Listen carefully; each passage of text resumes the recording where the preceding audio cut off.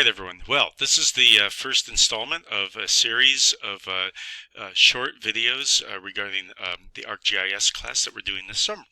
So here we are, started with a clean slate on the on my Windows box, and I just wanted to remind you that you want to make sure that you have your files in the right spot. This is where we're going to be looking. Each student on campus, if you log into your account, when you log onto the computer, you should have access to a folder on the M drive. In that folder on the M drive, there's a file that we've created called GIS GPS 2017, and inside that there should be 4 folders that you have created called the base layer, GIS data, GIS projects, and map projects. You can just ignore these other ones that are on my screen here. Within the GIS data, we copied a bunch of folders, and the one that we've been working with the first day was the Beatty folder. Inside the Beatty folder, we had a project map that we were looking at as just kind of a demo of what we're trying to accomplish with our first couple of projects in ArcGIS for you to look at. And inside the folder there called the Beatty shapefiles exists all the shapefiles of the feature sets that we're going to be working with there. So Beatty, we started out with these 4: the Beatty parking, the stands, the streams, and the boundary. And I mentioned to you in class that each shapefile consists of probably 5 to 7, depending on what you've done, shapefiles that are absolutely necessary to make sure they all stay together in whatever folder. So this is just that one, for that one little point feature, the parking area. It requires these 6 files. You can see they're not very big, but they are. You do have to have all of those files, okay, in order for it to run in ArcGIS.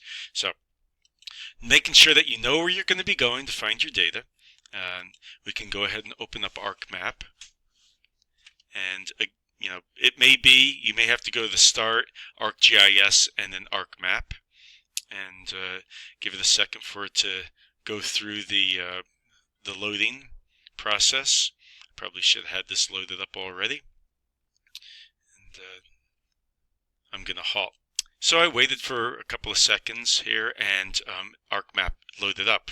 Okay, I'm going to go ahead and close this file in the file manager in the background so it's not confusing. When it opens up, it asks you if you want to go ahead and run any existing maps. This is one I've worked on previously. That's for the Fowler Forest. We're not going to use that today. So I'm going to go ahead and click on, I'm just going to cancel out of this whole thing. And it opens up a blank template. All right. So again, the interface that we're working with this is the table of contents on the left-hand side. And you could move the docking of it. I just widened it a little bit so it's a little bit easier to read. You can unpin it from the dock,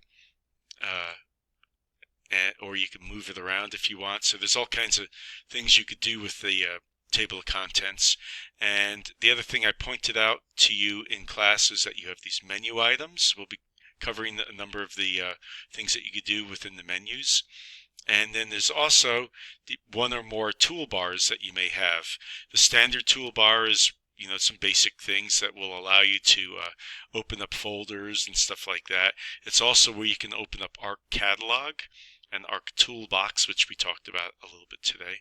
It's also where you open up your raw data files. Okay, so that's where you usually start when you're starting on the project, is you want to add your data.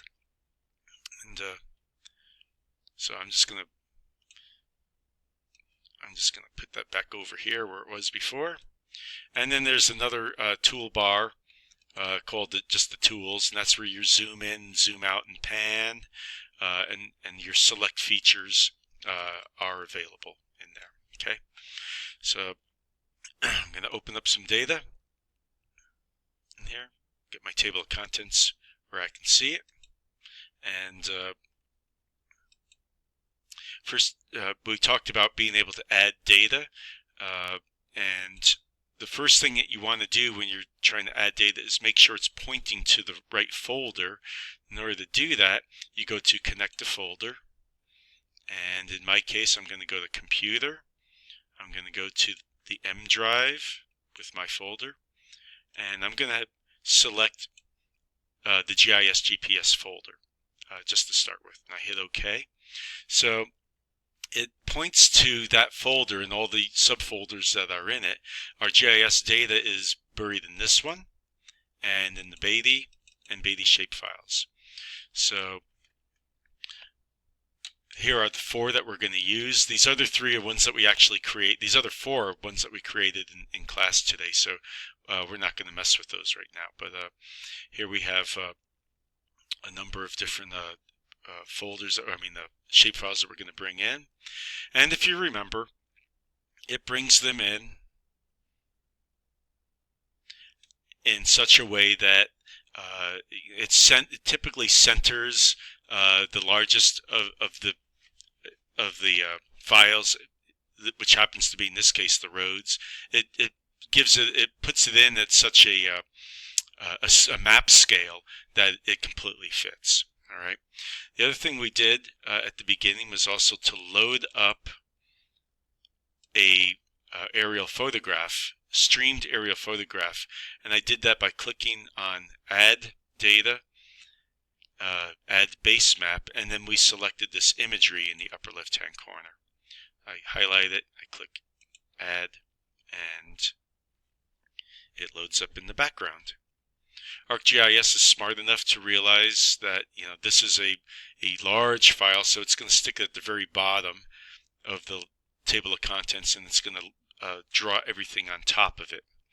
It also is smart enough to know that it's going to draw polygons first, and then lines, and then points on top of that, because it always draws it in this order. Okay, so we got this transformation error screen here. We'll worry about projections and all that kind of stuff a little bit later on, so don't let that concern you right now. All right, so end of part 1.